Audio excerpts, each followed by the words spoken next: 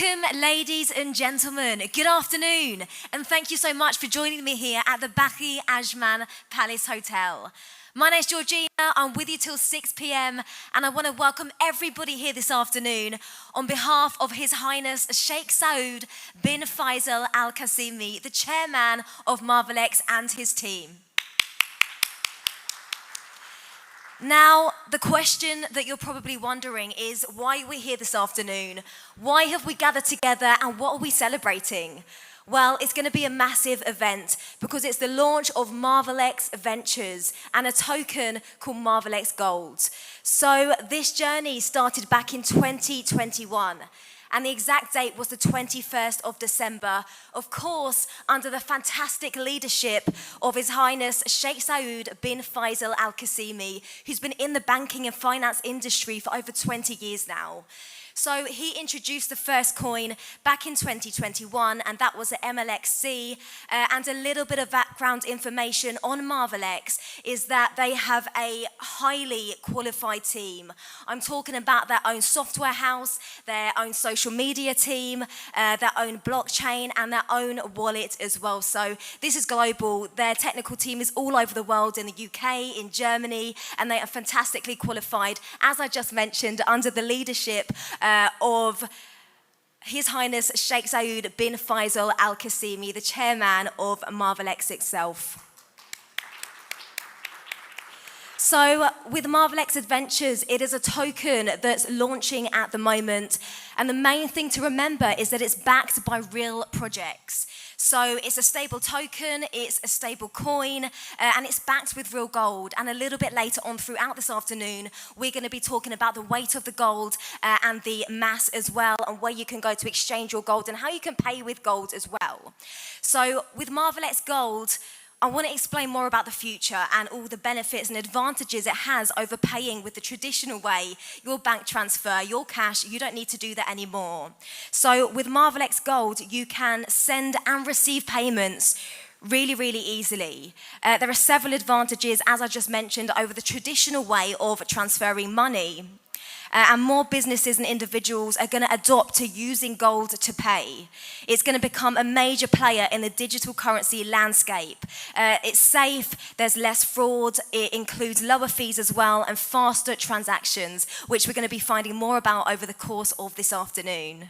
So let's hear some more from the experts this afternoon. I do want to welcome onto the stage the Group CEO of Marvellex, Mr. Mohammed Raza. Please come onto the stage.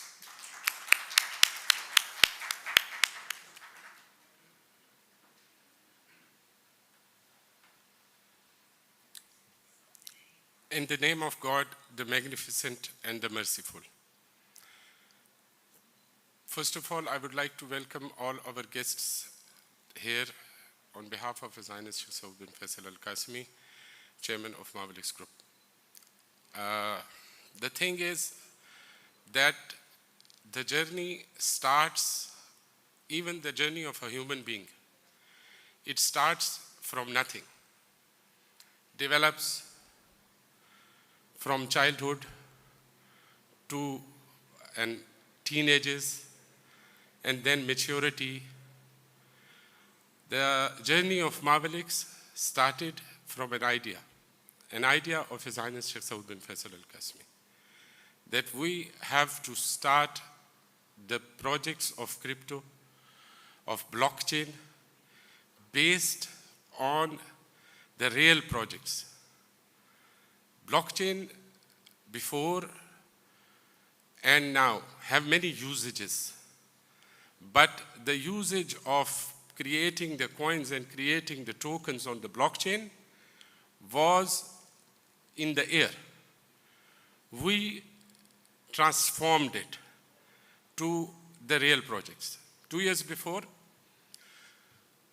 Highness discussed it with me, and we reached to the conclusion that we will launch a loyalty coin, which was Marvellex Classic. And Alhamdulillah, with the grace of God, Marvellex Classic is on 5 exchanges, and it is working from last year and a half without any failure. The reason for this is the blockchain. The blockchain of Marvellex is Marvellex's own blockchain. We are not dependent on anybody else, like many coins and many tokens are. We are independent. We have our own software house, which has created the masterpiece, blockchain of Marvellex. This blockchain can be used by many organizations, anybody who want to use it. It is open for all. And it's transparent. Everybody can see it. Everybody can see its operations, its transactions, everything. Then we went from there to this day today where we are, and we are proud of the team of Marvellex that we are launching Marvellex Ventures and we are launching Marvellex Gold. Marvellex Ventures is a coin, is a token which is backed by the projects. And in this year, coming year, every month, we are going to unfold the projects. And the first project of Marvellex Ventures is Marvellex Gold. Marvellex Gold is a digital gold on a blockchain, where your money is secure, your transactions are secure, and are backed by 100% gold. I am proud to announce that with the efforts of His Highness Sheikh Saud bin Faisal Al Qasmi, we are successful to close our gold backing deals with the biggest refineries of the world. And these details will be announced soon on the social media of Marvellex. So keep in touch with the social media of Marvellex. You will get a lot of news. I'm not saying with the group of friends which we are sitting here, because these are all close friends, close team associated people. I'm talking about thousands and hundreds and thousands of people who are watching us live today. I'm telling you guys, we love you, we are working for you. Please be in touch, keep watching, and you will have very, very progressive news in future. Keep in touch with Marvellex Classic. Go and support the ventures of Marvellex Ventures, because these ventures will not only give you the stability of the product which you have bought, but will also give you the dividends from the success of the ventures. And Marvellex Gold, who love gold? Who don't love gold? Everybody love gold. So, Marvellex Gold. Make it your own. Buy it today. Thank you very much, guys. Love you all. And to all who are watching on social media, be with us. Keep in touch. Thank you.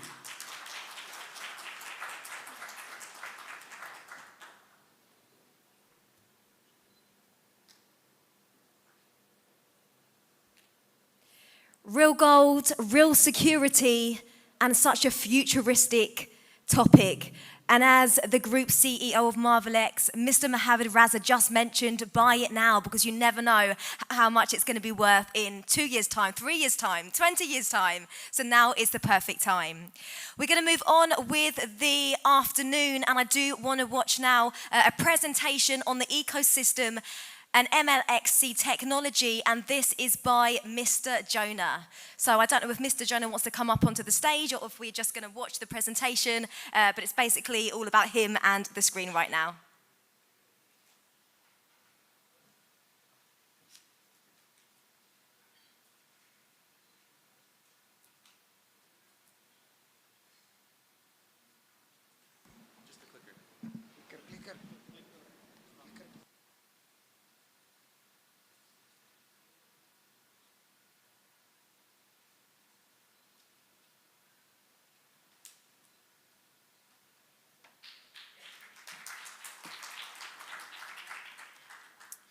Hello, everyone.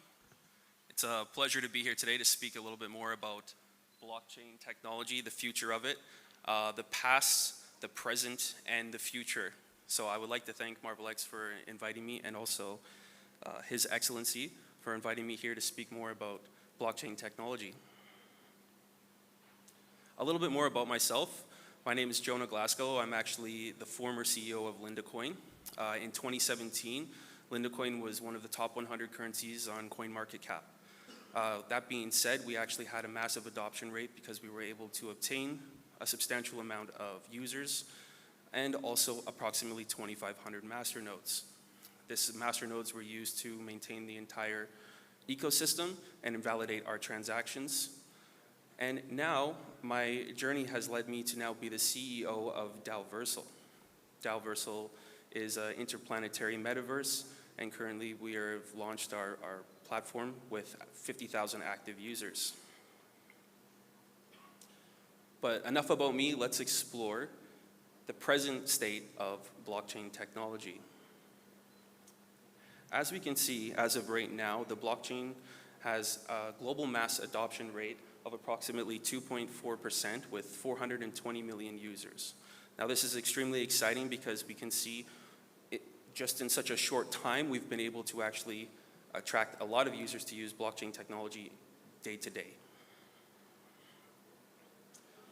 Right now we want to look at some of the current market trends, but because this is such an evolving state of the market, we have to understand that there's a strong learning curve.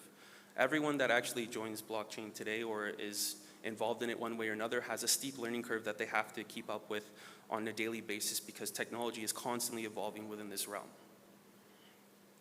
So now I want to get into some of the current trends that we see today in blockchain technology and dive a little bit more about them and why they become so popular. First, we can see here that we have DeFi evolution. Now, DeFi has been an extremely strong catalyst to the last bull run that happened, as it was able to allow users to actually decentralize their trading.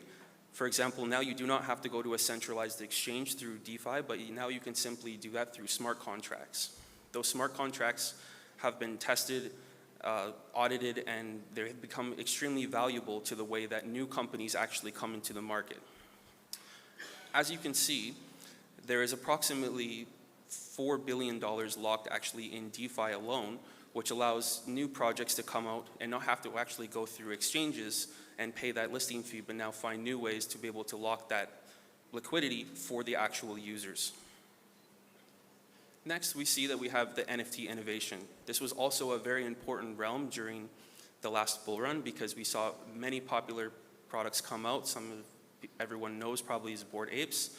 They've been able to actually create a blue chip for the current industry of NFTs.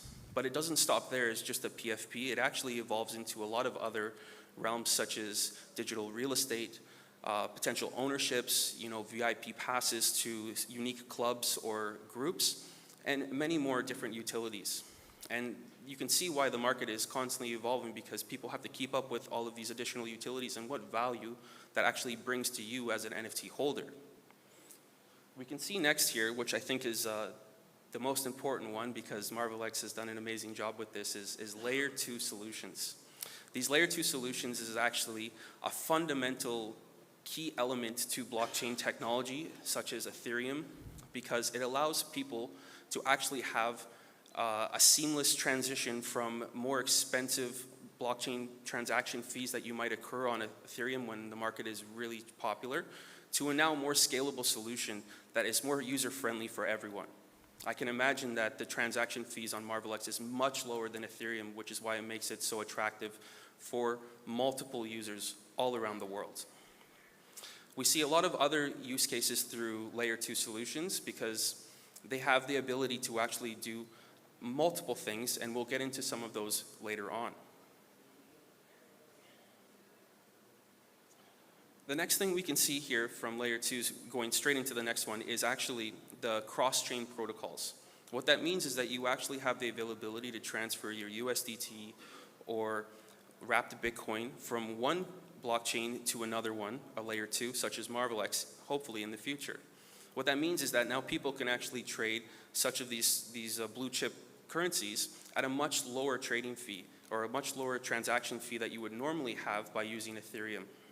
This is extremely important because now the community has a solution for some of the issues that has actually bottlenecked us moving forward with blockchain technology. Oh, sorry. Finally, we also have decentralized autonomous organizations, or DAOs. DAOs have been extremely popular in the past 2 years because now we're actually giving governance back to the people. A lot of people have been part of multiple projects where there is a little bit of governance that's done internally through a group, but through a DAO, you can actually have your community participate in some of the governance and voting decisions that happen for the future of your project. So a lot of people have found this to be an extremely valuable tool to add to their existing ecosystem, because now you have the voice of the community. And the voice of the community is extremely important because a strong community equals a strong project.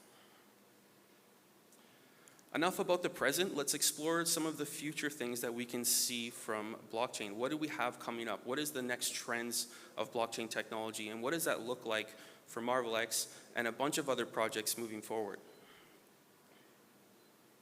One of the most popular trends we've seen, and we will continue to see, is the development of metaverses. This is because now you can take communities that you have existing in Telegram and Discord and bring it into the digital world, into have a digital presence. This digital presence actually allows your community to engage more and also participate in a more interactive way. You actually now can engage with the community and give them tasks within the metaverse to essentially look up more about Marvellex, go on that journey, and enjoy that journey instead of just looking at a piece of paper. This is now one of the, I think, most exciting trends, but there is many more. Next, we see GameFi technology. I think this will be a very popular trend moving forward during the next bull run, along with a lot of other applications, because GameFi technology is something that actually has not been introduced until now. But with the GameFi technology, we can see now people have more control on the freedom to actually involve themselves in a gaming, but monetize on that gaming, where before that was not possible.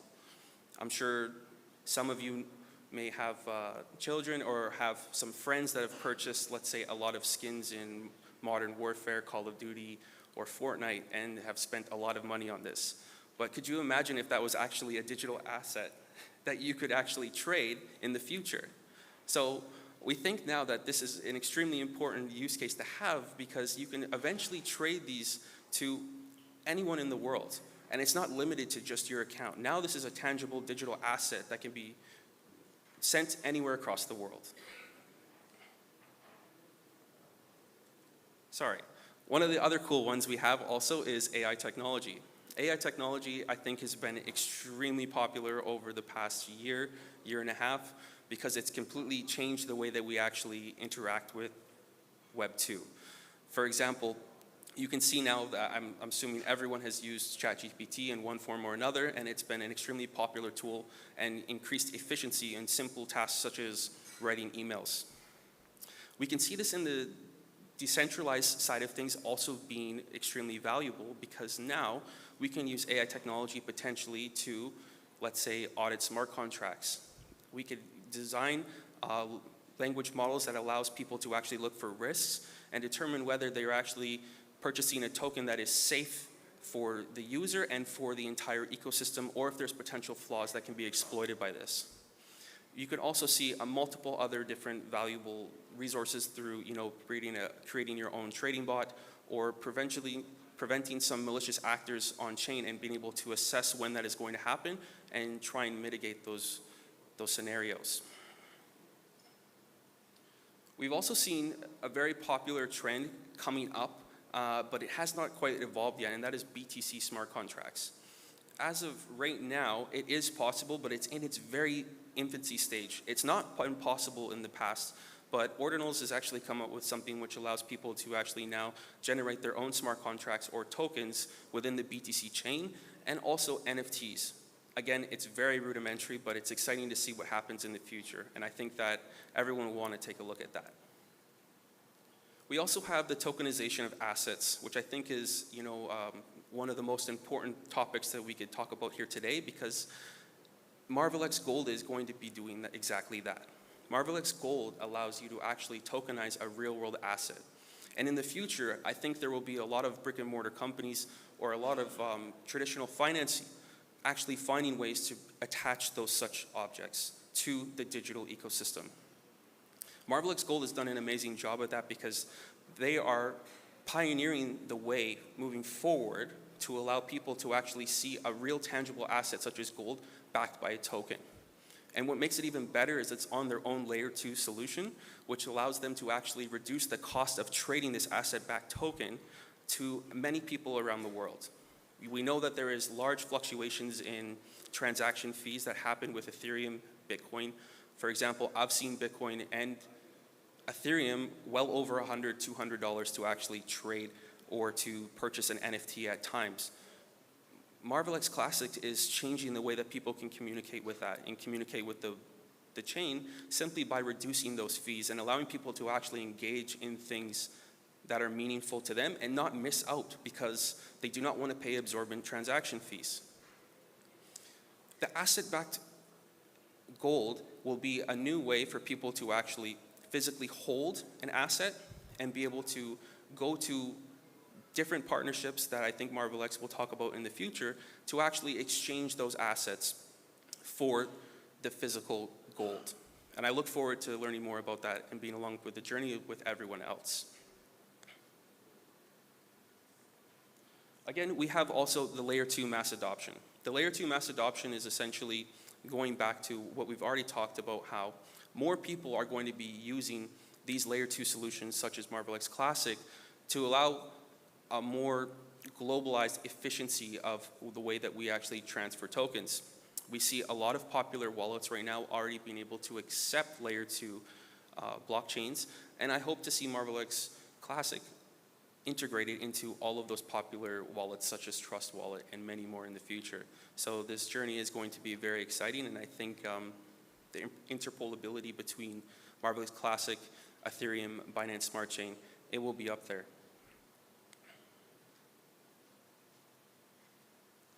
Now, Marvellex Gold is something that I particularly find quite fascinating because this is one of the first times that we've seen a way that we can actually fractionalize a real-world asset. That means is that you have a bar of gold and that can be fractionalized and owned by many people. Now, this is extremely valuable because traditionally people actually have to go into a stock exchange or potentially Forex, which takes a lengthy registration period to actually get approved to start trading these assets. Now we can actually decentralize the way that people can engage in such an opportunity by purchasing gold through a DeFi system or potentially even centralized exchanges. I look forward to seeing how Marvellex Gold actually allows users to exchange and purchase said assets that are backed by the amazing gold.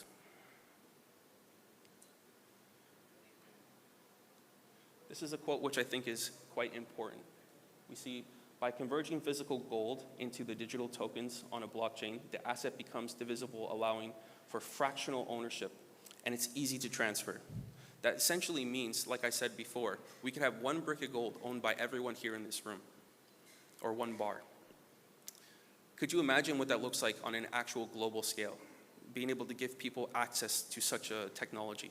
Being able to give people access to be able to freely buy at their own convenience without having a lengthy registration period, lengthy KYC process that happens for multiple standard exchanges on the stock market, a lengthy KYC process even just to get into Forex managed by a broker. This becomes extremely easy and convenient now because you have the availability to purchase it just at your fingertips by using your phone.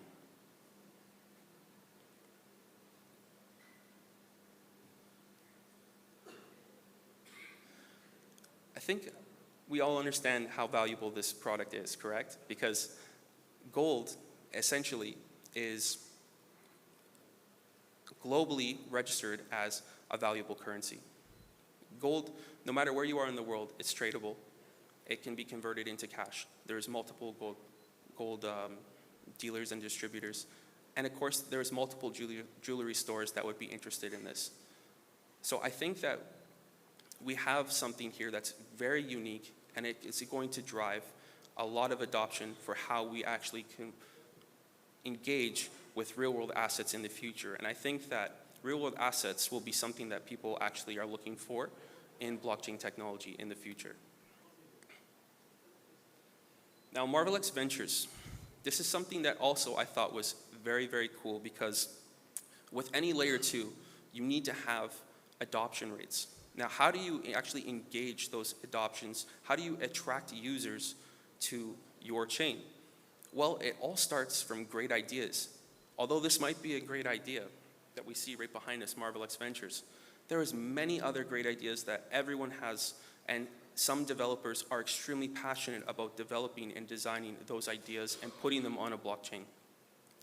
When you use Marvellex Ventures, you're actually opening up the door for developers to now contribute to your ecosystem. And by contributing amazing products, we can see a very, very large adoption rate, even more than we have now. This adoption rate is actually what steps, or is the precedent for more users. I would love to see Marvellex Ventures adopt potentially 100 to 200 projects in the future. And you know, the thought of everyone in this room being able to actually create their own token using Marvellex Ventures, or sorry, using Marvellex Classic, and Ventures being the catalyst for that, this is extremely exciting, guys. Now everyone here has a great idea. That could be on the blockchain tomorrow using Marvellex Classic and Ventures. So I hope to hear some great ideas about what you guys have, because I'm sure one day I might be able to see it on Marvellex, and that would be very cool. Guys, that is it. Thank you so much.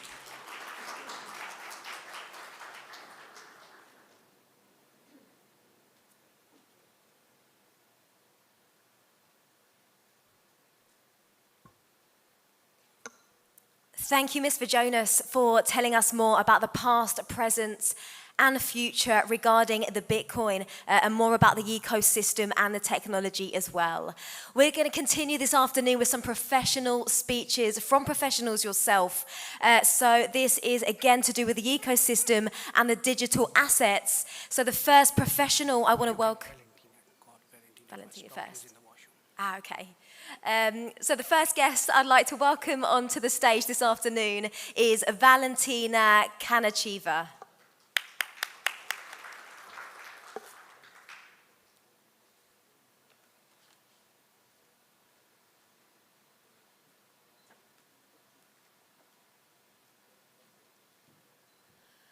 Good afternoon, everybody, and I want to say thank you so much for an invitation for this event.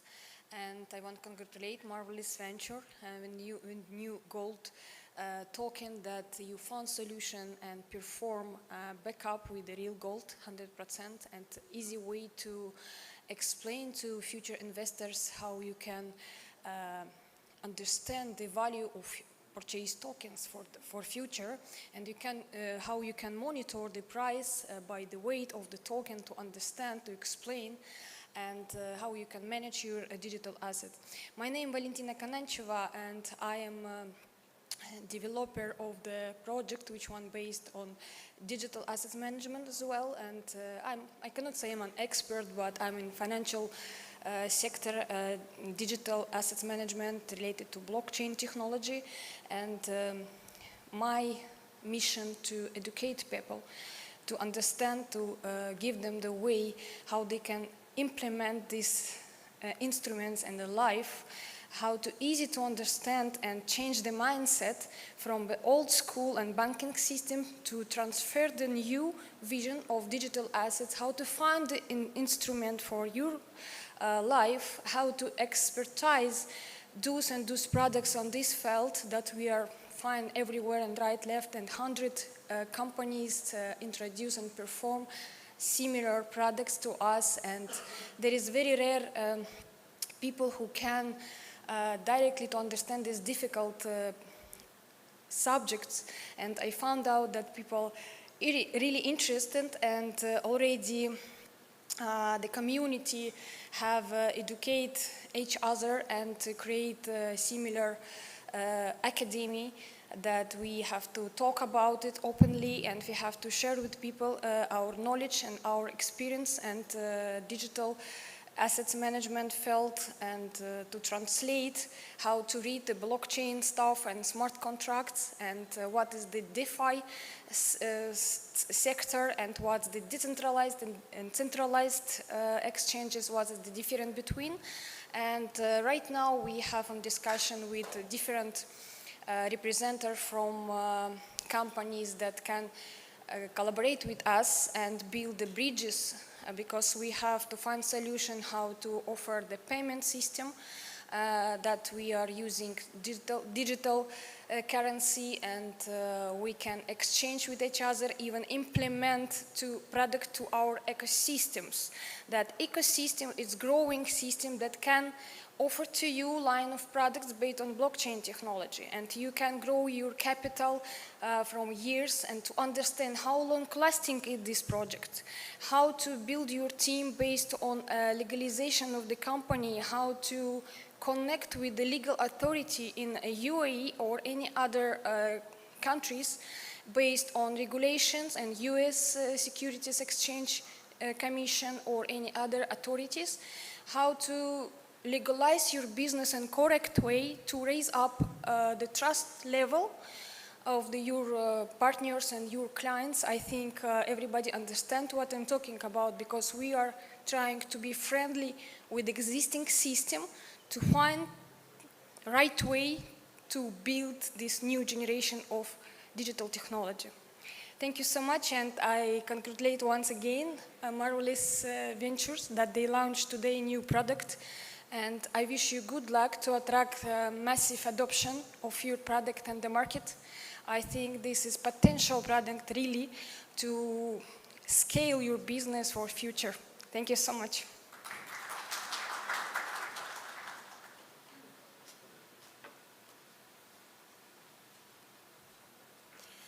Thank you again to Valentina for sharing your expertise on this subject. Very knowledgeable and very interesting.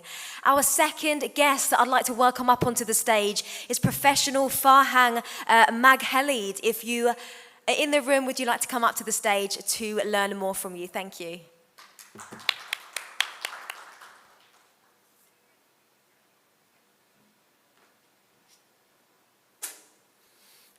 Hello, everyone. My name is Farhang Magdid. It's quite simple. Okay, so I will start a little bit about my journey in this industry, blockchain industry. So basically, I started 2016 to do some research about blockchain. In 2017, actively we got engaged with a project out of Singapore. So we incorporated a blockchain company from Singapore. We got a VC out of Hong Kong, and then the whole journey started, what this technology is all about. So I will try through the experience that I have gone through to tell you a bit about the blockchain. We will not dive too deep, because if we dive deep, we're going to get lost. It's quite huge, and it's quite complicated. So it's quite interesting when I started to bring my engineers on board. In 2017, October, we started to develop a piece of code, which is a blockchain technology, but no one understands what is this piece of code is all about. So first time as a software engineer, I'm doing a project, but I don't understand what is going on about blockchain. So honestly, if you want to understand about the technology, you need to have a background in economic and finance. So we brought a gentleman from Ripple as an architect. He was engaged with us, and I brought over 64 engineers around the world. They all worked in the office in Kuala Lumpur, and the whole interesting technology started to be shaped up in our hand. So that was the very challenge approach and very challenge experience that I have gone through in my life. So what we did in 3 years, we developed our own blockchain from the line zero with our experience and the expertise that we're engaged with this development. That's number one. Number two, we had developed a research center. As I mentioned, in the research center, we need to do a lot of research and understand what is financial system and what is the economic and what are they and what how the blockchain contributing into this industry.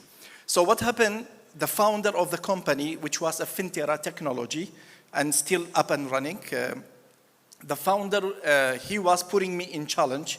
While we do a technology, why not to do integration?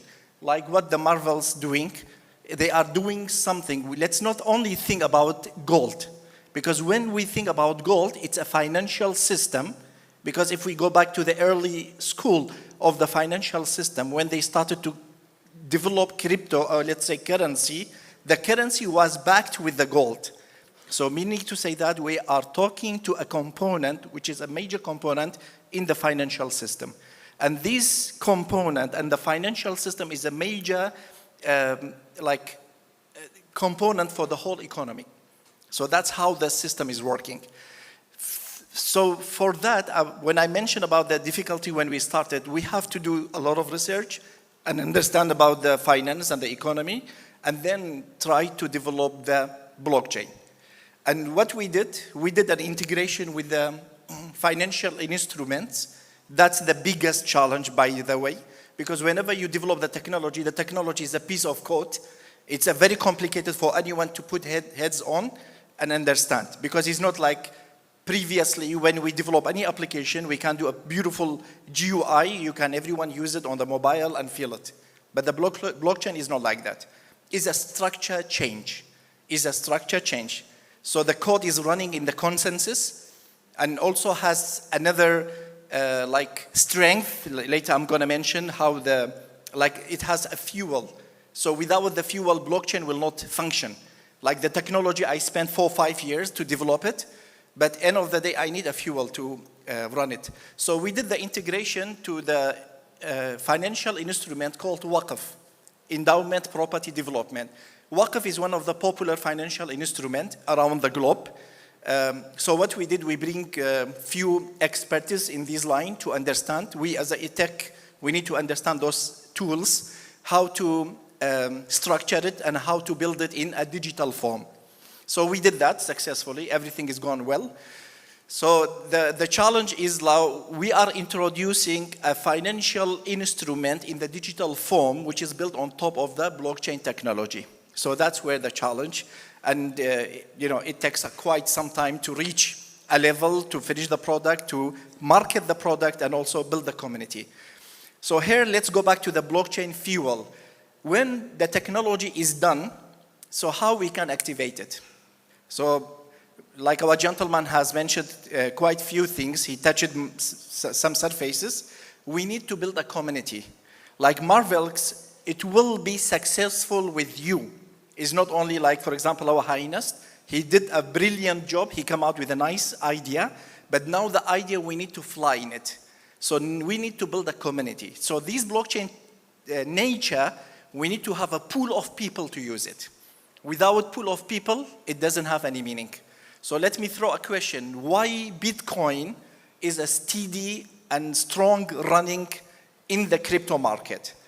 BTC was the first generation, was the first ever blockchain has been created with the paper, the Satoshi Nakamoto, the anonymous gentleman. But until today, they are the majority as per coin market cap. So almost 49%, the entire crypto market goes back to the Bitcoin. But when we compare the technology with the latest technology, for example, like latest Ethereum, like Solana, like Harmony, they are strong and even proven better than the Bitcoin. But the community, they have it, is huge. So let's not forget about that point. And this is why there is an application in the blockchain, we call it a consensus mechanism. A consensus mechanism, that's where we run the pool of people, and this is considered also one of the security application in this architecture of this technology. We need to have pool of people to use it, and those pool of people, they do a lot of verification, validities, so on and so forth. We will not dive deep about those technicalities. So this is one thing. Now let's go back to the crypto. A lot of people scared to mention about crypto. When I was in Kuala Lumpur, I remember Security Exchange Commission of Singapore, a representative. He came all the way from Singapore to see me. He was telling me, I want to understand, because in 2017, that was the year the marketing of this blockchain kicked off. So 2017, people start to listen and understand. And some companies have incorporated, they start to propagate themselves. In 2018, there was ICO. I'm sure majority of you heard about that. A lot of ICO were running, and unfortunately, 86% of the ICOs were failed. Because most of them, they don't know what they do, where they go, because the concept is quite new. And some of them scams. And interestingly, majority, I mean, like some of them were successfully run, like IOTA, like Ripple. They won the ISO and they won the technology and they won the market. So these are the things which is as a challenge. In 2019, the attraction of the financial institution kicked off. So financial institutions start to put eyes on the technology. Why this technology? Where is it going? What will be the future? And from 2019 until today, majority of you, I believe, from the news and media, we understand now a lot of gigantic financial institutions like BlackRock, Fidelity, JP Morgan, they all put hand on the cryptocurrency. And that's also something which is promising. Promising in the sense of like, we know that those people know something is behind this technology. At the same time also, we are facing quite massive economic recession globally. So that's also one of the reasons we need to know if this economic recession ongoing and what will happen in the future, let's say a couple of years away, but will it be any alternatives to solve those economic recessions or economic issues? And that's based on not based on me, because if I say that as a tech guy or as a blockchain gentleman, we will say I'm relying on my thought of the school. Majority of the financial experts from the globe, especially United States, they all mentioned the blockchain will be replacement for any crisis happen to the financial system. So that's what the researchers has found out, and I have it on majority of my research and presentations since 2017.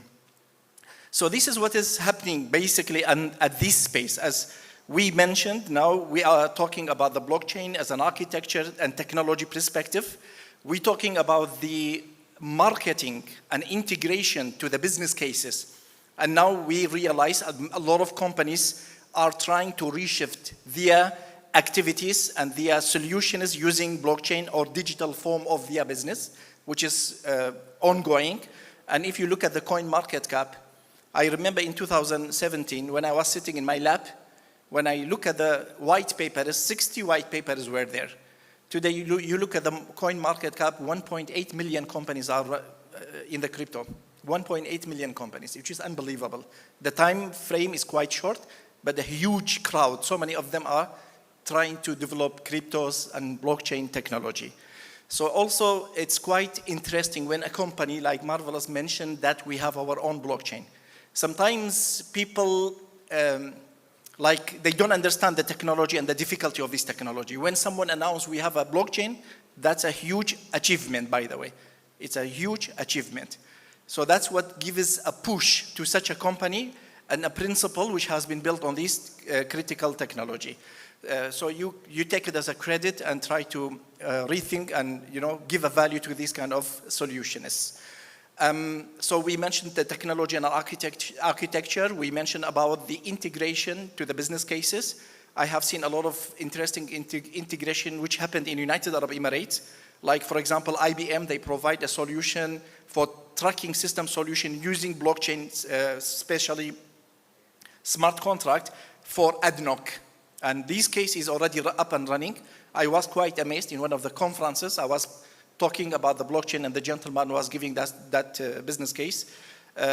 So the third part which is quite important, which is the legal framework. So the legality, that's where in 2021, the legal framework start to look at legality of using cryptocurrency, blockchain, and exchanges. Because exchange itself is a different entity. So we have exchange, we have blockchain as a technology, and we have cryptocurrency usage. These are the three principles. The legals from different parts of the world, they are trying to put eyes on and come out with a framework. And I believe United Arab Emirates, one of the leading so far, these couple of years, they did the best. And if you look at the legal frameworks, I don't know whether you will get the updates. They are getting improved, and they allowing using or developing blockchain in the country. They're giving the licenses, now the companies. When I registered my own company, I didn't mention that in my CV. I have a blockchain company in DIFC. When I registered it in December 2019, there is no any definition of the blockchain to register your company. As blockchain developer, as distributed ledger development, or as a crypto usage, whatever. But today, even in the mainland, you have metaverse development, we have blockchain development, we have distributed ledger development, which is a really amazing achievement. So now the legal is looking at that.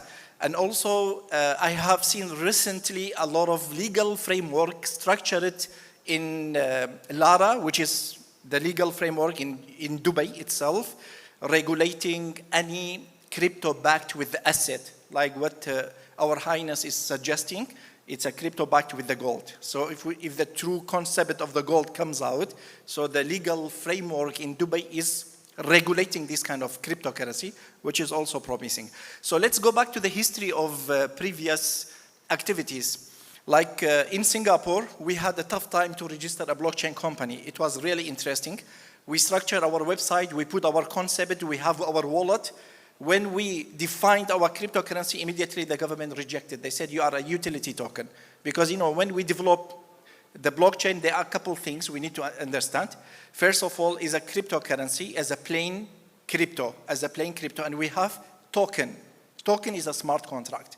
Let's not confuse ourselves. So there are two different entities. We have crypto and smart contract, which is token. So the token has different attributes, like how you define your token based on your business. Is it utility token, security token, or a payment token? So you need to be clear with the definition. So the legal framework from Singapore, they rejected our form or our paper. Why? Because we were not certain what we are doing. Then we start to do a lot of research. At that time, when I Google, I cannot find a paper about blockchain written. Today, mashallah, you will see thousands of papers and too many articles, too many white papers, which is really amazing. And interestingly now, our lady mentioned about the academic part of it. So many people doing masters and PhD on the blockchain. I have done like a lot of invigilations, supervision for master and PhD students around the world. So this is the interesting part. So now the knowledge is there and the principle is there and the big crowd and many challenges we are facing as well. A lot of people say this cryptocurrency one day is going to dissolve, will disappear. Today I heard in one of the popular channels, crypto is not a promising technology, which is I don't agree. Because why? I heard that one in 2017, I heard that in 2018, I heard that in 2019. And when I did my presentation, if you look at the market cap, in 2017, we were talking about 250 million market cap of the total market cap of the cryptocurrency. Today we are talking about 1.3 trillion. Whether it's promising or not, let's answer that. So this is what happened between me and the gentleman when he told me, I don't want to listen to crypto, but I want to listen to the blockchain. Then I told him, I think better let's close the discussion and we go back home. He said, why? He said, I'm a technical guy. When you tell me don't talk about the major part of this blockchain and the beauty of the blockchain, I cannot tell you anything else because the rest is belong to me. I'm a tech. I know how to make it and use it and also integrate it to the business case. You are a legal. You need to understand about the crypto basically. And you should know what is the main, basically the main component of this blockchain is a crypto. Crypto is an application and it's one of the security application. If I take off the crypto from this blockchain, my door is open, anyone can attack my blockchain and the architecture and they can bring the whole network down. So one of the major security application is a crypto application. We're using sophisticated cryptographic method to build this concept or this application. And then the only tool it helps you to see the beauty of this technology is the crypto. Without the crypto, you will not see anything on this blockchain. So let's not confuse ourselves. I remember, this is also another example. I met one of the ministries here. It was really interesting in 2021, after the pandemic, Ministry of Economy. What they did on blockchain, the certification, company incorporation in Dubai. When they do incorporate company, they put the certifications on top on blockchain just to keep a record and do not duplicate. For example, when I register farhang.com, in Dubai, there is only one Farhang LTD, for example, has been registered on the blockchain. No one can alter, no one can register the similar name, right? So that was really good approach. But what happened, the gentleman, when I was meeting and talking to him, he was telling me we need to do more. We need to leverage. I suggested let us digitalize the economy ministry. That's where the challenge part. How to digitalize. Everyone don't use dirham, let's use like a digital crypto to register the company, to renew, to do a lot of things. But the debate was about 3 hours. It was quite interesting. The similar thing happened between me and RTA. Suggested a quite interesting concept, and also with the immigration. So this is all about business integration with the complicated technology. So this is few examples and the journey that I have gone through. And currently, I'm building a crypto brand, which is called AvaFlash. If you look at my website, my company's name is Fluxys Technologies. So the AvaFlash, we built it as an umbrella for the financial institutions. We have couple ideologies, couple interesting concepts. Like we did Waqf, it was one of the flying concept. We did it successfully. I am the one who initiated from the first day the concept of sukuk. So I wrote a paper in 2019, I presented in Doha. So sukuk concept, that was first time I am the one who wrote. If you look at it, it's quite interesting concept as well. Now I am launching the second paper, which is more complicated, more detailed about the sukuk architecture. And there are a few other things like in metaverse, we suggested and promoted a couple new concepts, metaverse concept with some banks and also ministries in United Arab Emirates. And we built one metaverse with one of the bank in Saudi Arabia, which was also quite interesting. It's not only about the metaverse. Why I'm trying to mention about the metaverse. Metaverse is a virtual reality. So the virtual reality were there for quite some time. Especially this concept start with our children, our kids. I'm sure a majority, if you look at the kid sitting on the computer, you don't know what he's doing. Sometimes your kid become millionaire, better than you, but you don't know what he's doing. And then they realized after the COVID-19, there is a huge economy growth happening in the virtual reality. For that, slowly, the movement went to the NFT. So I was telling people, be careful, NFT is not that strong concept on the blockchain. It's a very tiny, shiny things, which is any minute can dissolve. But metaverse is a promising. It's a virtual economy, which is huge, and until today, growing and growing. And how to digitalize this virtual reality. So that's where the integration between metaverse and the blockchain. And also, we have the same principles. The integration is also one of the principles I mentioned earlier. And growing the economy or digitalizing the economy, also another thing. And the third thing, which is quite interesting, is a legal framework. In the virtual reality also, we need a legal framework. So these are few things as an experience and like the knowledge that I had simply. So I will end my presentation here, and thank you so much for listening. If any questions, we are ready.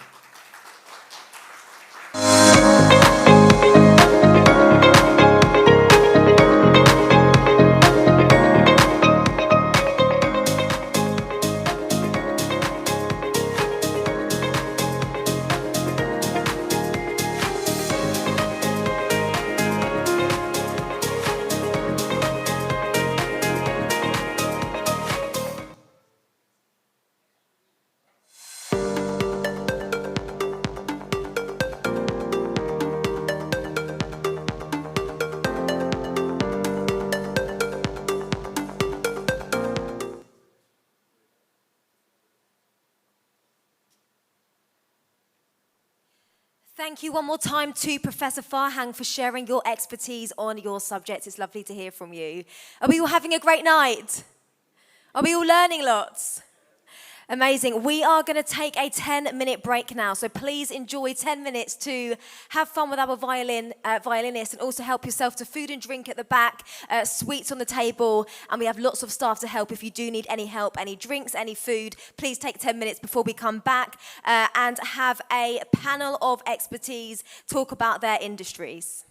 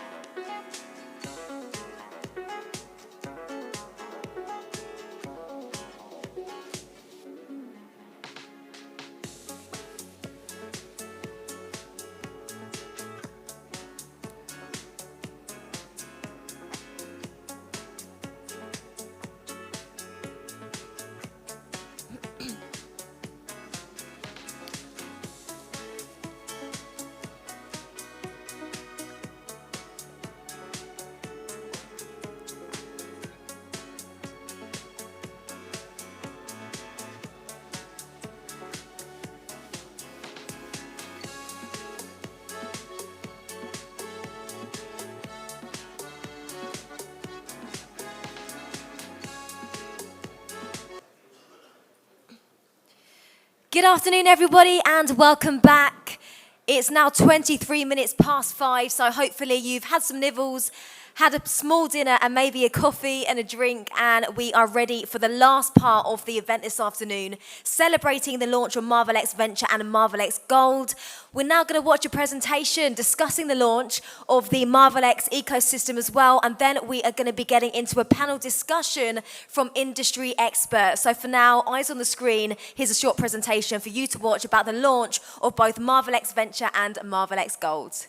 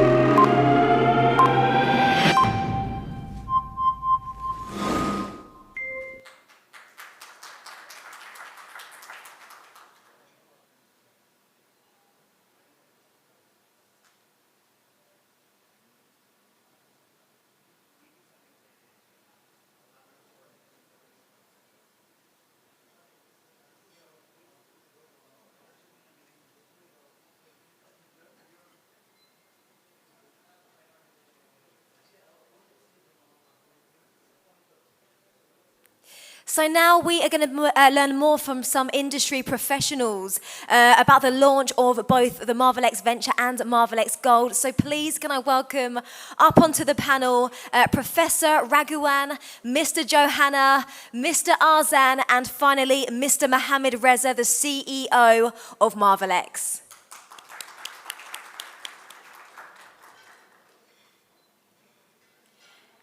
And if you'd like to take the 4 seats placed up on the stage.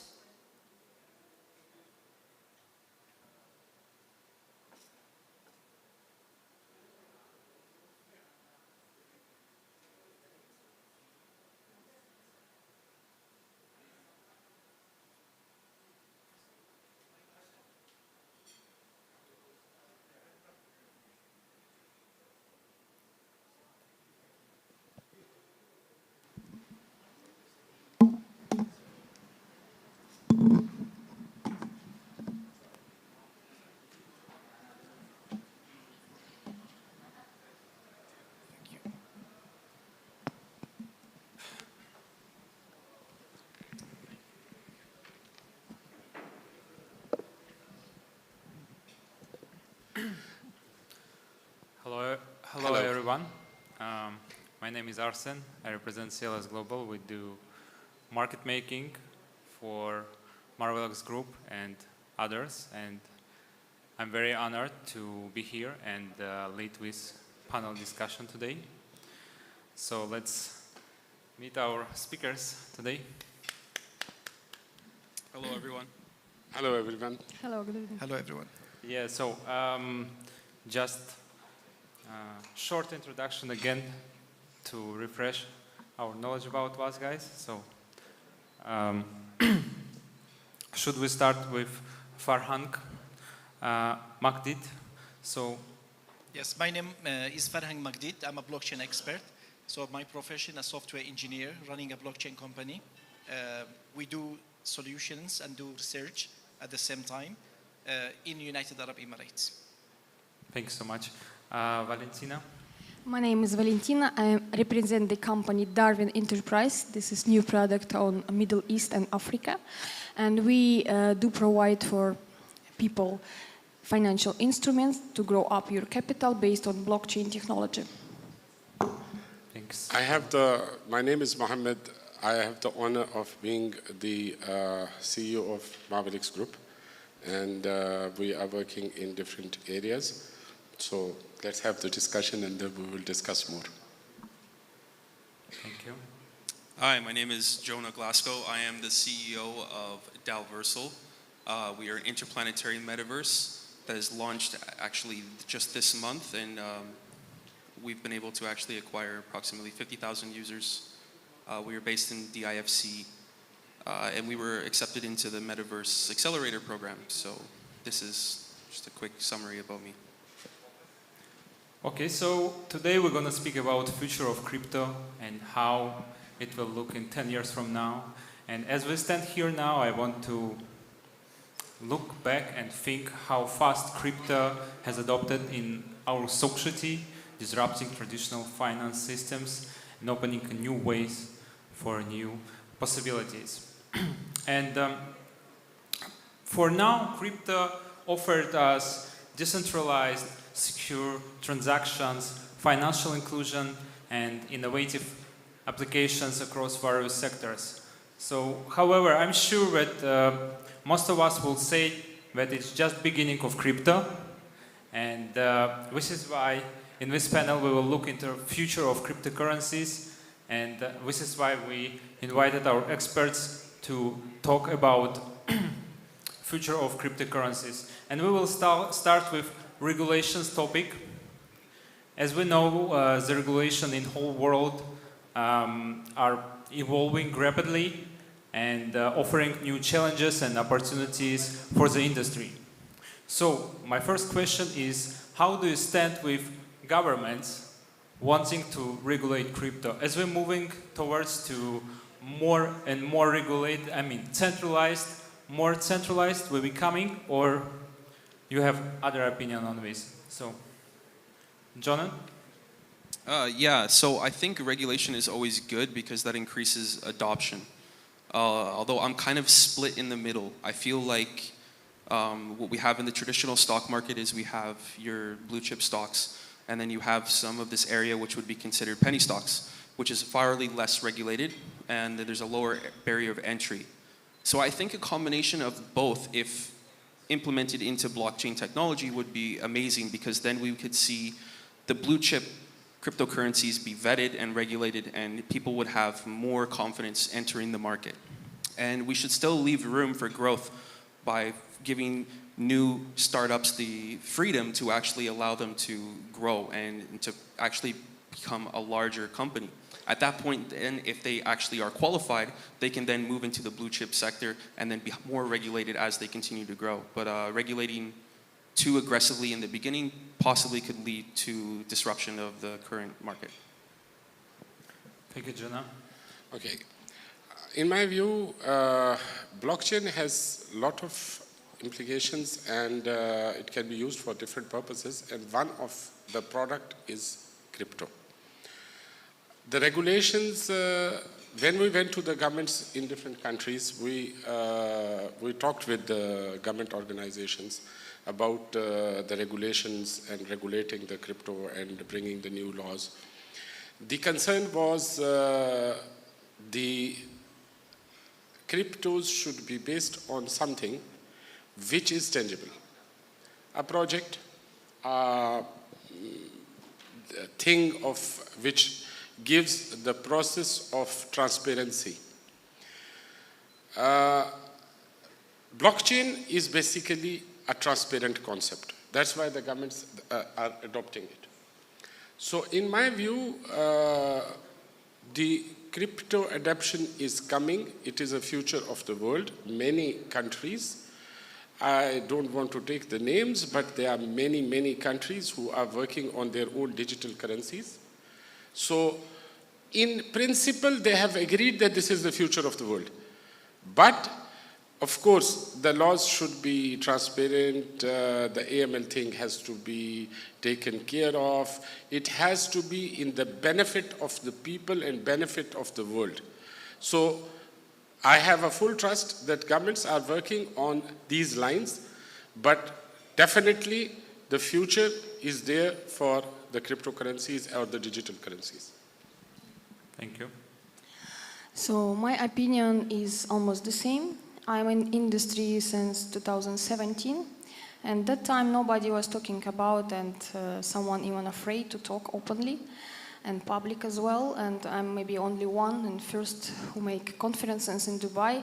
First it was between Russian community, then we spread it with the other nationalities, and I can find mass adoption right now.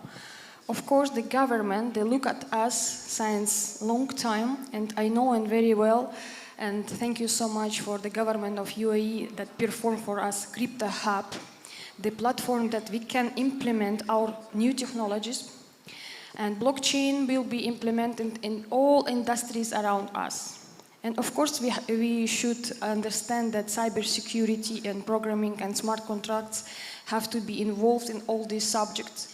And I would like to have full regulation of this industry from financial authorities. Even I will be happy if we can openly talk with the tax authority to involve this point of remove the fear from the people trust and to be friendly with the government.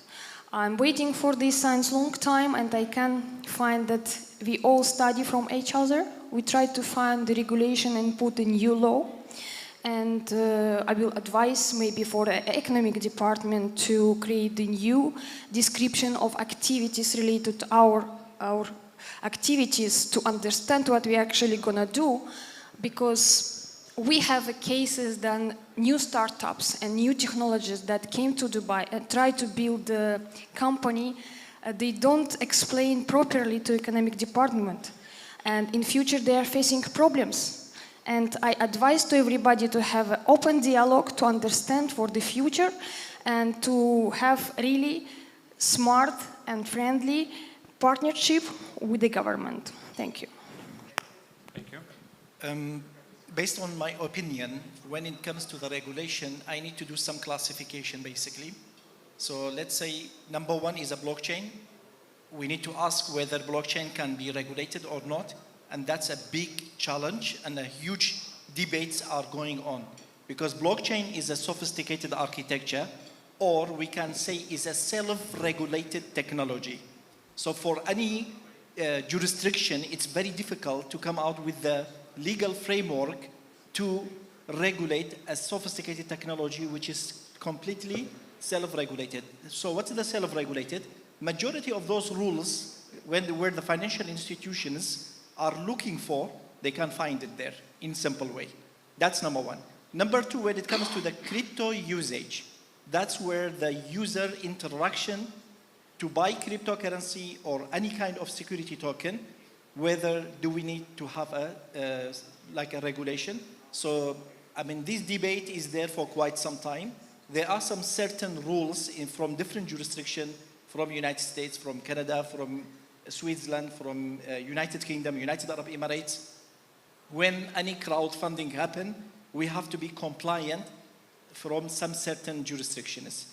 And now also there's a lot of a template where we mentioned in the presentation, a lot of frameworks has been structured by different jurisdictions. They are regulating the usage of the cryptocurrency or the security token. So that's number 2. Number 3, when it comes to the exchange, because exchange is a third-party application. So the third-party application where you keep your cryptocurrency and trade or sell and buy. So that has a different, as well, different layer. It's a different layer for the jurisdiction. They have some certain level of regulation. So these are the layers we need to be quite careful. And majority researchers coming out from United States nowadays, there's a massive attack against the nature of the cryptocurrency by the Security Exchange Commission. I don't know if you follow that. So how to define the crypto and the nature of the crypto.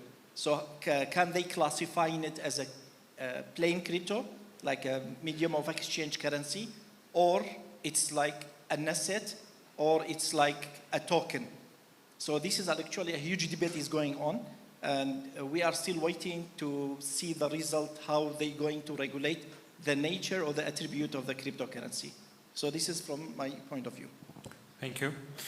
And we starting discussing central bank digital currencies, and currently more than 80% of governments working on their own CBDCs.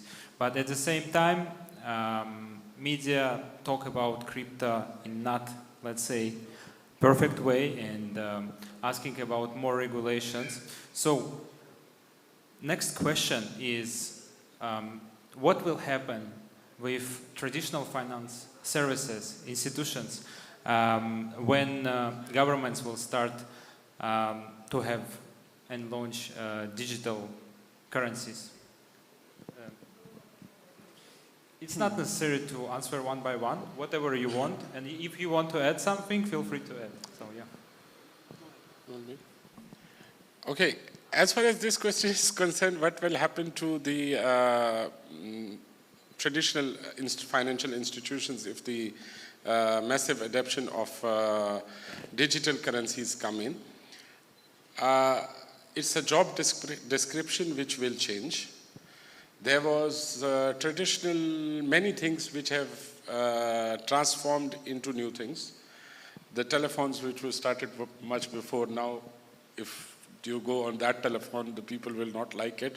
And there was an administration who was operating it and doing it. So they also transformed to the new generation technologies, which today we are having WhatsApp and we are having all these messengers and social media and everything. So this is the same kind of transformation. So it will happen, and once the governments do regulate it, then if this adoption will come and then the management will change, but the financial institutions will stay. They are not going to be wiped out, but they will stay, I think. Thank you. Yeah, I think what you mentioned actually earlier about security-backed tokens, this could be coming into play. I think if this was to happen, where you see more banking institutions actually provide their own digital currency. But at the same time, it gives the freedom for more people to actually partake in such banking activities. For example, if you are not fond of certain banks that are in your local region, you might be able to have the freedom now to actually acquire some of those tokens from more exotic banks, let's say, around the region.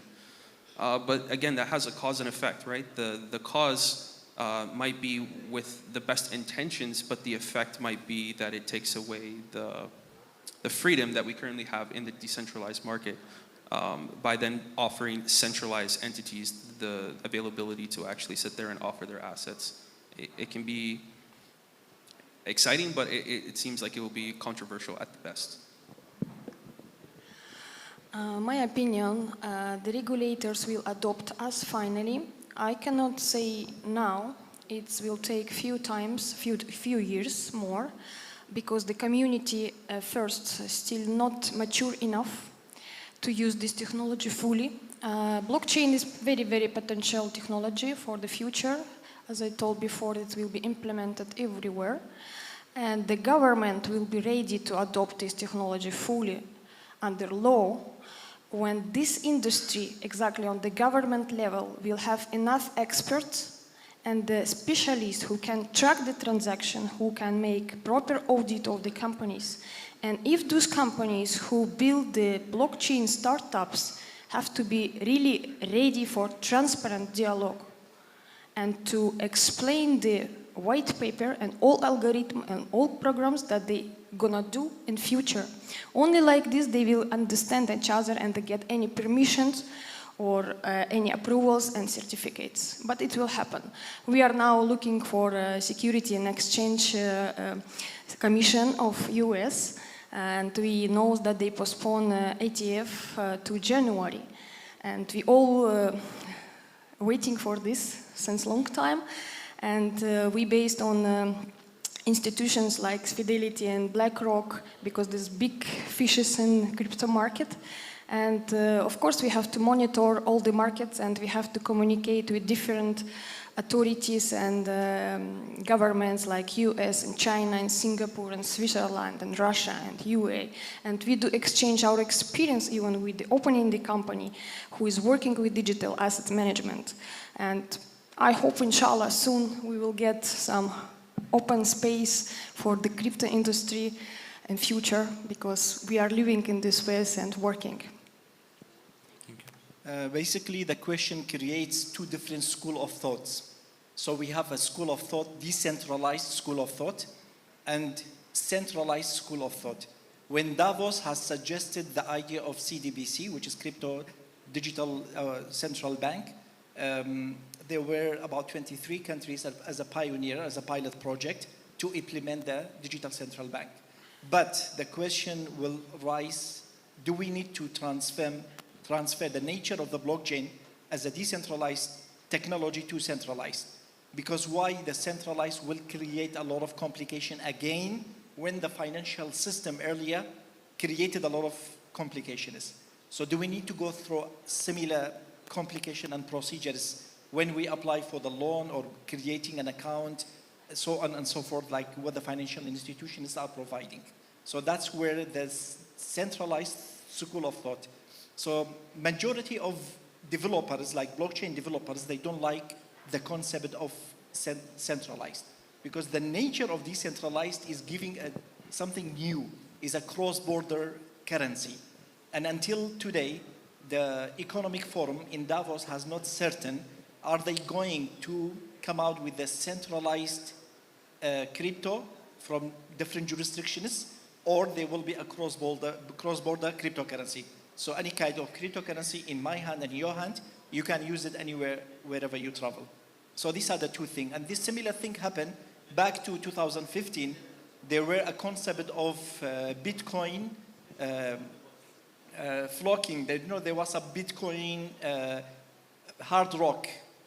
When earlier we have a block size of the Bitcoin. So the block size was very minimum. It was minimized to 1 gigabyte. So some of the programmers, they wanted to increase the block size. What they felt the nature of decentralized will lose its like velocities. We are moving into centralized. So it was really interesting concept. I wrote an article about that. It's on the Medium, if you look at for my name. So I did a very short article, very clear. You will understand the concept between centralized and decentralized. And two schools were fighting, two different range of the programmers. And finally, the vote goes to decentralized. So this is what my thinking is about. Thank you. To maybe go back to more current days, where we have rising regulations and more discussion in general about crypto. So let's speak about adoption. In coming 10 years, how we can onboard next 100 millions or even billion people to crypto while keeping the decentralized values that crypto founded in? How we can adopt? Maybe next 10 years, yeah. Okay, so I would say, you know, in terms of Bitcoin and blockchain, I'm always bullish. So I look at that 10 years as two opportunities for two major events that can happen. And during those major events, although there is some bad with it, there is a lot of good, and that would be the Bitcoin halving. This event happens every 4 years, where you can see the block reward is actually cut in half. And this, what that does is it actually correlates back to the market as some momentum. Every single time we find that the Bitcoin halving actually happens, there is a parabolic run that happens within the market. And this creates a lot of excitement because a lot of the traditional finance or institutes actually get involved with that, and they actually support that momentum. But everyone that's actually been in the market now, that's when they actually get rewarded for all of the crypto winters, the bear market that comes in. And this is when we actually find that all of our hard work is validated and we see momentum in the market. But the plus side of that is we also see a lot of people adopt blockchain technology. And this always comes from my personal experience during the bull market or the Bitcoin halving. Slightly about 1 year after the Bitcoin halving, this is usually when that parabolic run happens. And you will find people that you've actually never spoken to about blockchain contacting you now and asking, hey, I remember you were in Bitcoin, or I remember you were in blockchain technology. How can I get involved? How can I actually be part of this? Because I see it everywhere on the news.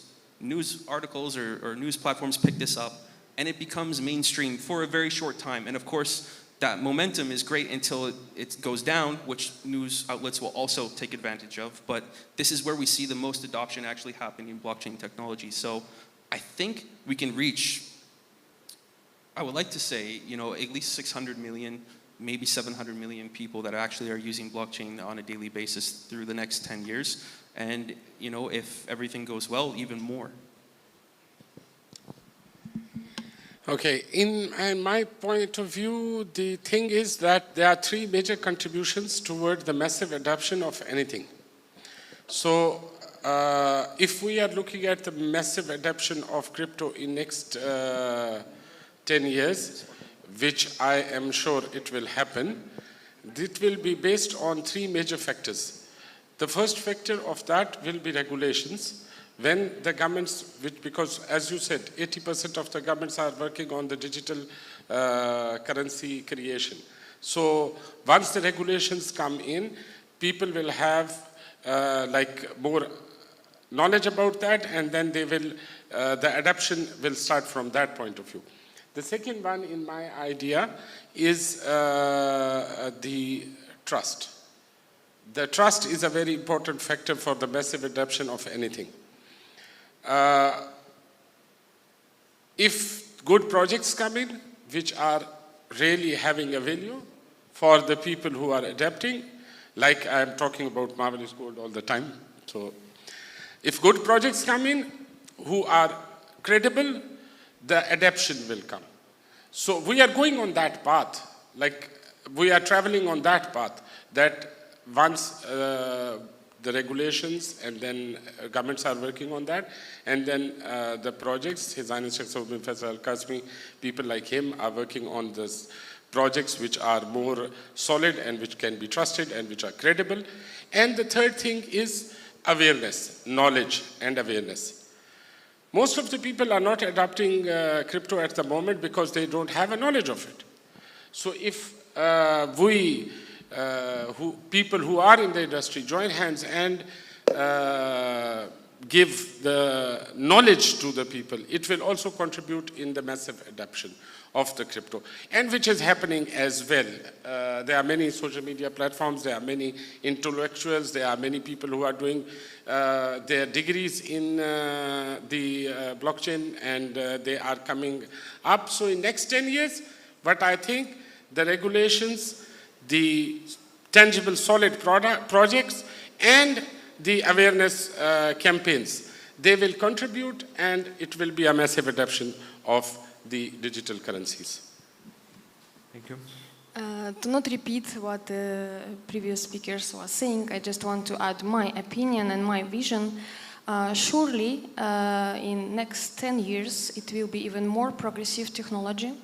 And you can call me dreamer now, or I don't know how, but it will be implemented in everywhere, in aviation, in schools, in university, and public cinema, or any other places. And people will be more educated. I will advise to university also involve the lesson about the blockchain technology, how it really works, because the public ledger database, this is the main genius technology of our generation.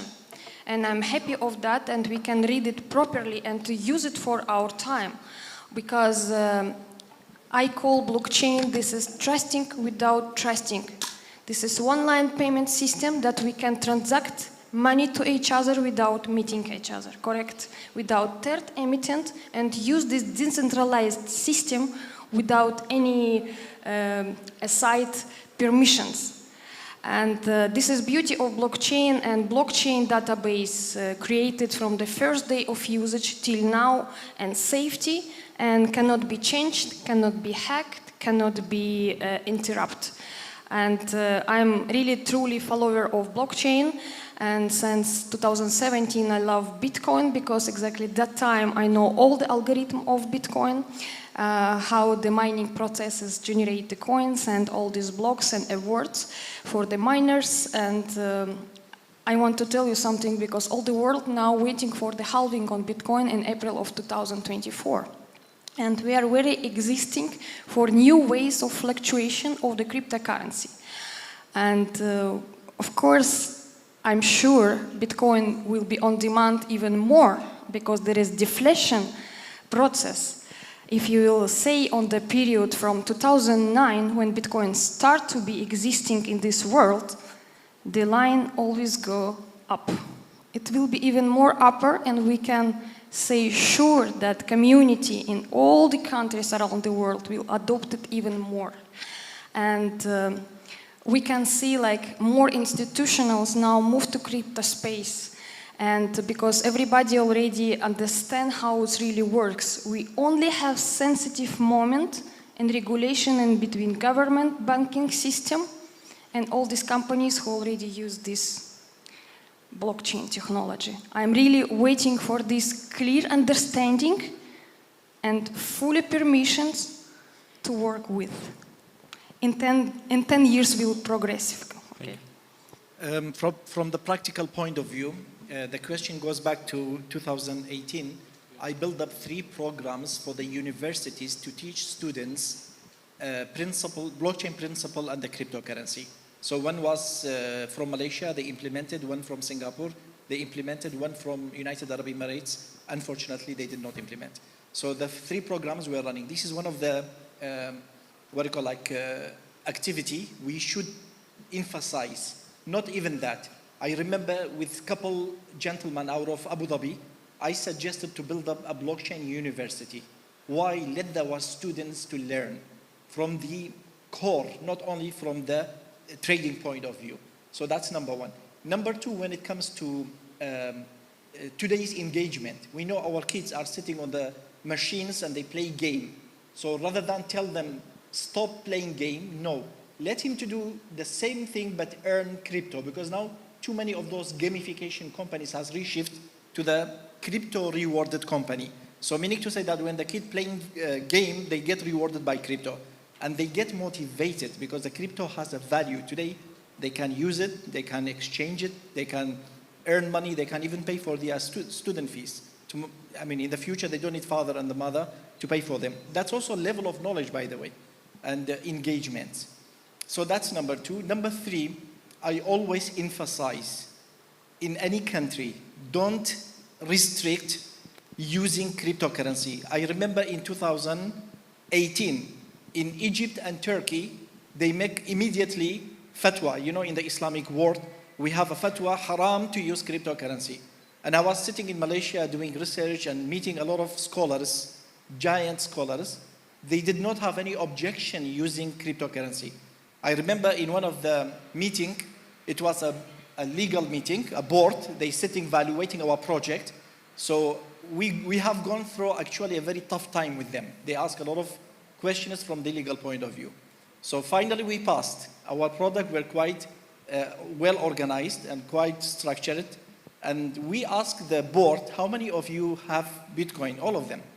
So all of them have a Bitcoin in the wallet, and they are trying to regulate my cryptocurrency. And it is like from the positive point of view, which is good. So let the people use it rather than misuse it. And another point, additional on top of that, we should be careful as well. There are so many fake companies out there. So many fake companies. They claim they have cryptocurrency, buy my crypto, you're going to make money, and end of the day they are not. I have seen many, many of them. So many people lost money. And this is all about awareness. Please read. There are some certain principles you need to Google and find about them. Like, for example, when we mention about any crypto, you can just look at the white paper, look at the technology in the GitHub, and find those people who's behind them. So some certain things you can just do it, spend some time, and do not waste your money. So this is also quite important. We have to consider it. Thanks a lot. As for me, I just believe that education is one of the main driving factors to increase crypto adoption. And I believe that it should be more simple and more user-friendly. Because, for example, if I'm not crypto person and I want to buy cryptocurrency on decentralized exchange like PancakeSwap or even Uniswap, it will be difficult for me to understand how I can buy it. But on centralized exchanges, it's more simplified and anyone can buy it. So yeah. And let's jump to industries beyond finance. And cryptocurrency has huge potential use cases besides finance. Decentralized applications built on the blockchain can change industries, all from supply management, healthcare, and voting systems based on blockchain, providing us more transparency and security, which is crucial for these sectors. And how do you see decentralized apps in 10 years? Do you think we might be able to have elections based on blockchain where everything is transparent and no one can change anything, or access to medical records based on blockchain? So, or maybe you have your own examples beyond finance that crypto can be useful. So, blockchain technology. Yeah, like blockchain technology or smart contracts in particular has a lot of use cases. And in my opinion, as a smart contract developer, it's just in the eye of the beholder. Like, how far can your imagination really go in terms of what you can actually develop and design? I could go into a million different use cases, but one of the most recent ones, which I thought was quite interesting, was the idea of being able to do like a blockchain-based attestation. We know that in the UAE that process can be quite long, but with something like this, you could simply have a signature that's generated on the blockchain that actually validates exactly what you are attesting, whether it is a resume, a legal document of some form, and then actually speed up that process compared to the real world where it can be quite lengthy.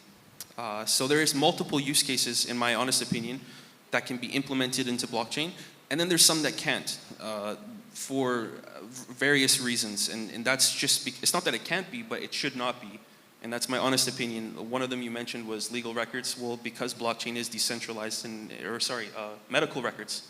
Because blockchain is decentralized and in a position where anyone can view transactions, maybe there is not some medical records that you would want to have on the blockchain for your own privacy purposes, because maybe that's not something you want to advertise, whether it's the current condition of your health or a variety of reasons. So there should be some privacy that's still implemented in this space, and some things just simply should not be on the blockchain. But in terms of improving efficiency in a business perspective, like attestation, supplier, I guess that would be called logistics, things like that in terms of shipping, it can definitely be used and it should be adopted, hopefully. One other thing I'll mention too is that this has to be done in a way where maybe there is private blockchains that is done specifically by the company itself to actually reduce the cost.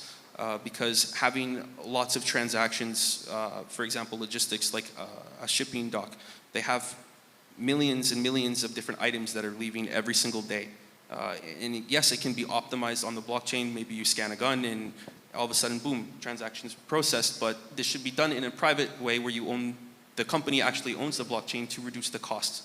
Because if this was done on various chains such as Ethereum, it can be quite cost intensive.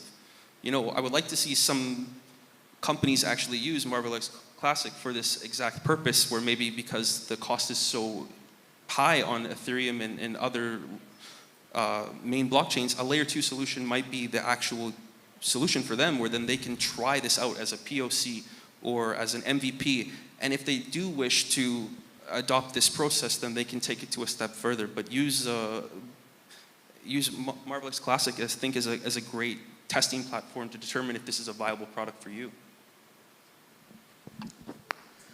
Okay.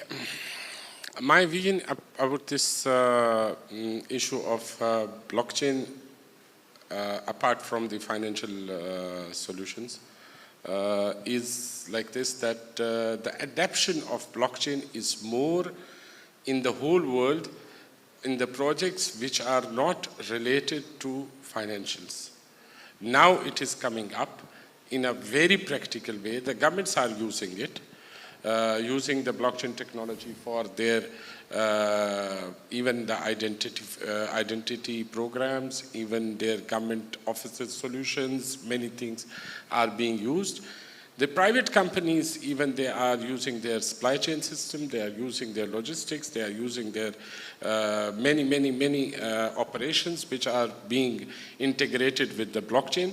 So the future of blockchain, apart from the financial projects, is very bright. Now coming to the cryptocurrency side, even on the cryptocurrency side, like Marvellex Global Stores, which is a project which is coming up from the Marvellex Group, which is which will make Marvellex Classic the loyalty coin.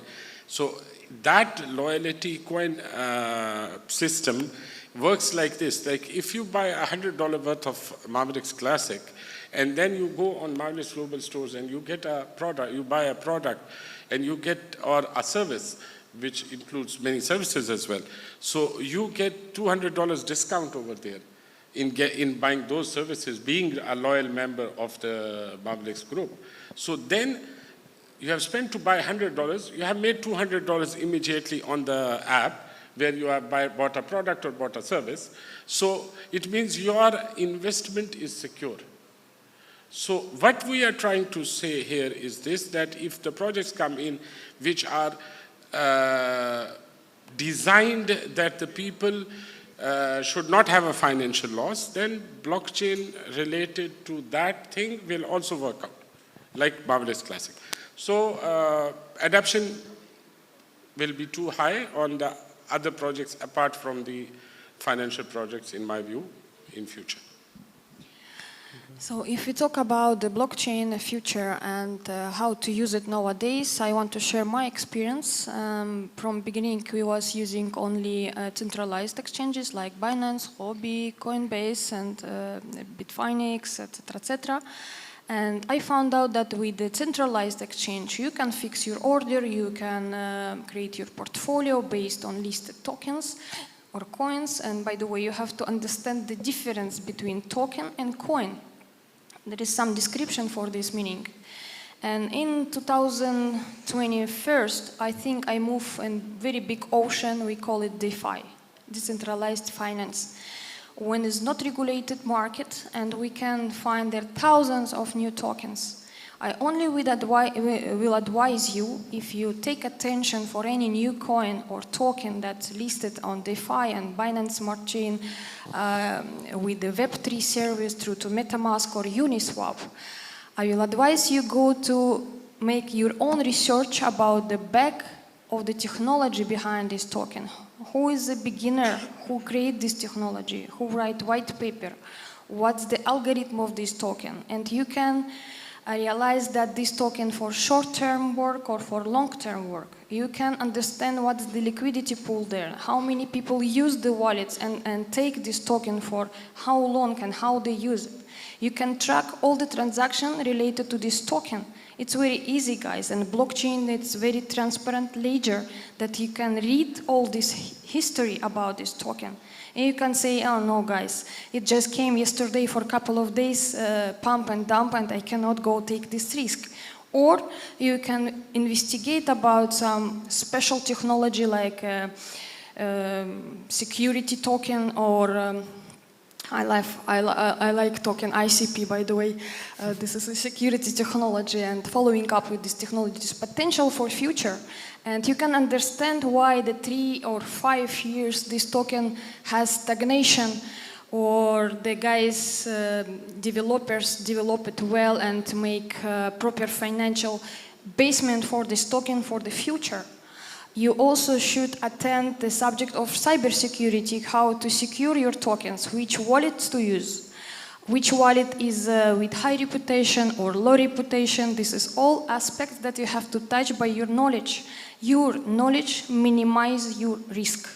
Whatever you put in your portfolio and based on your knowledge, you can diversify your capital and to be on safe side. For this, myself, I represent as a trainer and teacher. I can guide people, I can assist them, and my mission to share my knowledge about the blockchain technology, how to use it if you are totally new. Thank you. So basically, crypto adoption in the future, what I'm suggesting is to create a paperless society.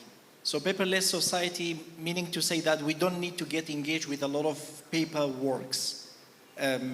For example, I mean, just like if you have a piece of land, you want to sell the land. If you look at the process, that will be the second point I'm going to highlight.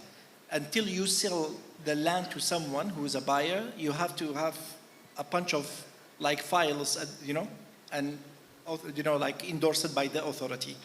With the blockchain technology, we can eliminate. So we need to create a paperless society. Whenever I want to buy and sell any property anywhere around the world, I can buy on spot and pay by digital currency and get my ownership, and that's it, it will transfer into my name. That's by using the smart contract. And elimination of the process. Really, processes usually kill human's brain. So when I go through any processes in any for example, sector, it might kills you. For example, when I was sitting with the CEO of IILM, who is the one who is the authorized financial institution under the World Bank out of Kuala Lumpur, this gentleman, Omar Husseini, he's a famous guy, he's a Sukuk expert. I was asking him, how long does it take for you, for example, if there is a project A and there is a fraction of the project need to be sold in the market by issuing a sukuk? He mentioned about 8 months.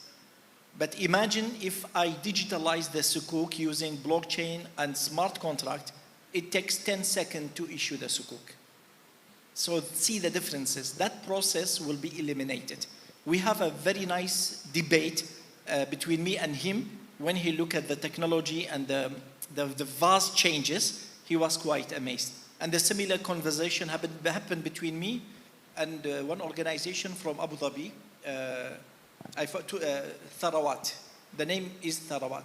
When we were promoting the idea of Waqf, how Waqf can eliminate the entire processes. So now this is the second point. The first one is the paperless society, elimination of the process, digitalizing the assets. So digitalizing assets is quite important. Let's not forget about that. For example, if I have a university, that's an education community. I can digitalize the entire university when it comes to the crowdfunding, because university, they need to do crowdfunding for the community, for the student community, to get fund for students to get engaged with the school. I can give them wallet. Rather than using fiat currency, they can use cryptocurrency. They don't need to go for the bank and the process of opening the bank account and the preconditions they need to comply with. So everything will be online, quick, and they can use this digital asset for any activities within the university from the day one until the graduation. So when it comes to the graduation as well, everyone get his own certification, because there were a lot of issues around the world. Many people, they go to the university, but they are not engaged. They are not engaged. I have seen during my PhD in UK, I have seen students working in London and studying in Portsmouth, but they never present. End of the day, they get the certification. How they get it, no one knows. So the university has to spend a lot to trace those students and eliminate them. So based on the technology, we can simplify this process and authorize those people who are engaged with the education system and they graduate and they get their certification. So these are the three things I wanted to have. Thank you so much. It's actually good that you mentioned digital assets, because my last question is for Mr. Mohammed. So, Mr. Mohammed, could you please explain us gold model of Marvellex? Could you share please more details here, because now we exactly talking about that. Okay. Marvellex Gold is a project which is based on blockchain, but it is a digital gold. One token of Marvellex Gold is equal to 0.05 grams of gold. People who want to buy Marvellex Gold can come and buy it on Marvellex app, which is Marvellex Wallet. They can download it on iOS or they can download it on Android, and they can come and buy using Bitcoin, using USDT, using other cryptocurrencies. The beauty of Marvellex Gold is this, that whatever gold coin is being sold over on the system, they are backed by the physical gold with the vaults and with our custodian partners. So it is 100% backed by gold. Then if anybody want to sell it, he can also come onto the same exchange and he can convert it with Bitcoin or with the other cryptocurrencies which are there, and USDT as well. Other than that, we will be launching next month, in October, we will be launching the opening of Marvellex Gold outlets. And that Marvellex Gold outlets will be with the jeweler partners of Marvellex Gold. And that points will be the cash out points of Marvellex Gold. Like if somebody have Marvellex Gold and he came to Dubai, he can go to our partner, a jeweler partner, and he can cash it out.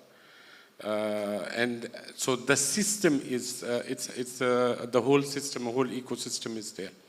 So Marvellex Gold is a digital gold which can be used to save, to send payments, to save the money as gold for the future, because gold price is increasing anyway, or to give the gifts to the friends and families, and we will have complete KYCs of the people who are buying the Marvellex Gold for the obliging with the AML laws and other laws. So we are working on all that, and it will be a complete project which will actually help the adoption of digital gold in the future. Thank you very much. Thanks a lot. And by the way, do you have plans to expand your token on centralized exchanges, or it will be available only on your... It will be available, as at the moment, it will be available only on the Marvellex. Yeah, we did it because we have to comply with the laws. That's why, with the regulations. So it has to be on our own system where we can control the KYCs of the people who are buying it. Thanks a lot. Dear guests, as we're ending our discussion about future of cryptocurrencies, I want to express my deepest appreciation for your attention, and it was great. Thanks a lot. Thank you very much. Thank you very much, Valentina. On the lighter side, Coke and pineapple juice companies can use it for their promotion. Thank you so much. Let's end it with the lighter note.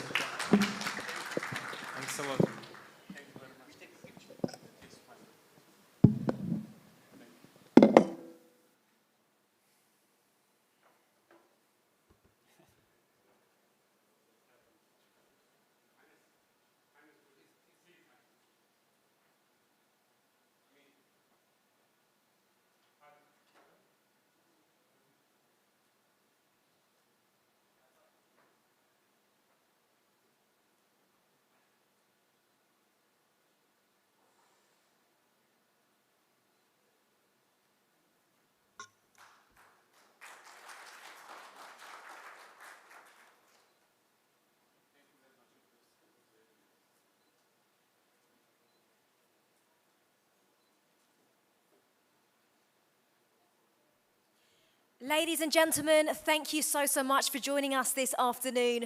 Thank you for being here. Thank you to all of our industry professionals. And thank you as well to Sheikh Saud bin Faisal bin Sultan Al Qasimi for being here, for presenting yourself, and for making it such a wonderful afternoon. Thank you so much, and thank you for joining us.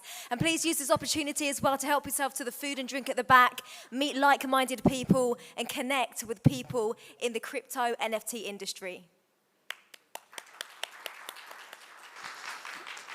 I would like to say thank you very much, everyone, and hope it will be a good journey and starting from today. And I hope with our team and wish all the best for our team. They did a very good job. And here's the day where we start. Thank you very much.